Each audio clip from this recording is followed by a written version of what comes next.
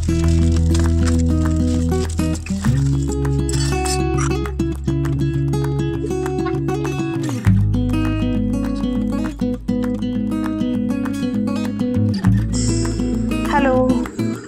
नमस्कार आणि welcome back. आंब्याचा सीझन चालू झालेला आहे आणि आता सगळीकडे मार्केटमध्ये खूप प्रकारचे आंबे बघायला भेटतात. तर आज मी तुमच्यासाठी खास मँगो आईस्क्रीम कशी बनवायची ते दाखवणार आहे.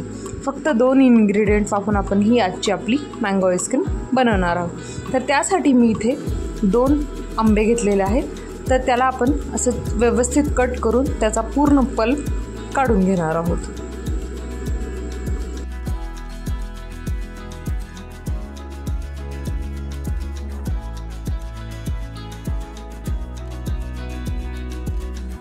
इथे आता एका बाउलमध्ये मी 2 कप व्हिपिंग क्रीम घेणार आहे. इथे मी ट्रोपोलाइटची व्हिपिंग क्रीम घेतलेली आहे.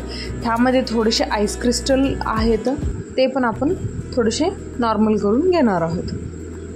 नंतर आता जे आपण कट केलेले 2 मँगोचे काप आहे ते मिक्सरमध्ये बारीक करण्यासाठी घेणार आहोत.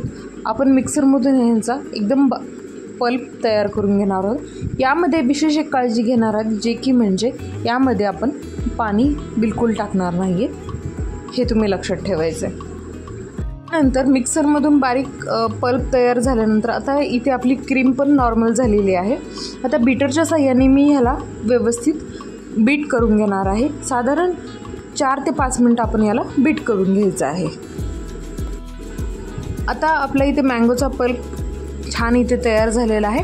आता आपण व्हिपिंग क्रीममध्ये हा पल्प घालून घेणार आहोत. पाण्याचा कुठलाही अंश नसल्यामुळे हा असा आपला पल्प घट्टसर तयार झालेला आहे. त्यामुळे आपल्या आईस्क्रीमला चवही छान येते आणि त्याची कन्सिस्टन्सी पण छान राहते आणि आईस क्रिस्टल अजिबात होणार नाहीत. यामुळे हे सर्व आता एकजीव झाल्यानंतर आता यामध्ये तुमच्याकडे जर थोडी विलायची पावडर असेल तर तुम्ही ही विलायची पावडर यामध्ये घालू शकता किंवा यामध्ये तुम्ही आंब्याचे कापही घालू शकता. आता हे सर्व मिश्रण आपण एका टीनच्या डब्यामध्ये काढून घेणार आहोत.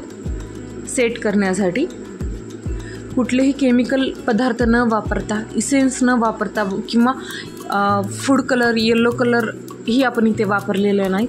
फक्त 2 इन्ग्रेडियंट, ते पण म्हणजे व्हिपिंग क्रीम आणि मँगोचा पल्प. ह्या 2च गोष्टी वापरून आपण इथे मँगो आईस्क्रीम आजची आपण बनवणार आहोत.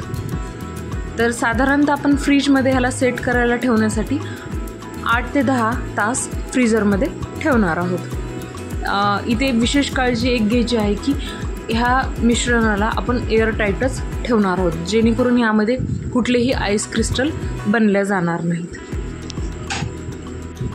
आता इथे मी अशी सिल्वर फॉईल घेतलेली आहे, ॲल्युमिनियम फॉईल.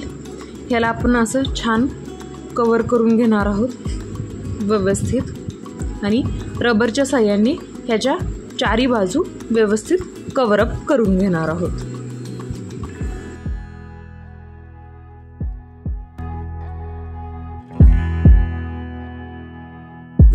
हे आपलं छानपैकी कवर करून घेतल्यानंतर आता आपण ह्याला फ्रीजमध्ये ठेवून देणार आहोत साधारण 8 ते 10 तासासाठी. आता इथे माझे 8 ते 10 तास झालेले आहेत. तर आता मी ह्याला ओपन करून बघणार आहे की आपलं आईस्क्रीम व्यवस्थित सेट झालं की नाही.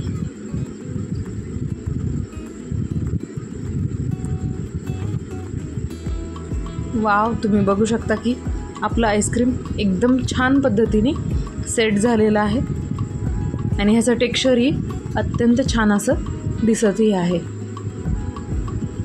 काढायलाही एकदम क्रीमी आणि असं आईस्क्रीमसारखं हे आपलं टेक्स्चर इथे तयार झालेलं आहे. कुठलेही प्रकारचे आईस क्रिस्टल इथे तयार झालेले नाही. चवीला पण एकदम छान असं हे आईस्क्रीम घरगुती पद्धतीने बनवता येतं. त्यामुळे तुम्हाला माझी आजची रेसिपी कशी वाटली ही कमेंट करून तर नक्कीच सांगा. आणि हो, चॅनलवरती जर नवीन असता तर चॅनलला लाईक, शेअर, सबस्क्राईब करायला विसरू नका. तोपर्यंत स्वस्त राहा, मस्त खा. थँक्यू.